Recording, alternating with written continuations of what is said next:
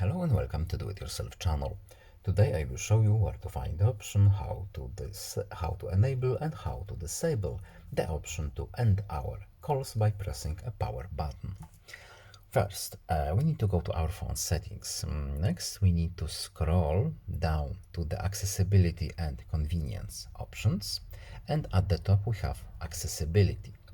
In the general tab, we have press power button to end calls. So we can enable this function here, or we can disable using the same switch. It's a simple on or off switch. There are no other hidden options nor menus.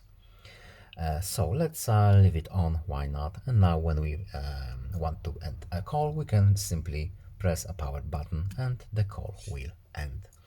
And that's all. I hope this video was helpful to you. Please leave a like and subscribe. Have a nice day and see you in the next video. Goodbye.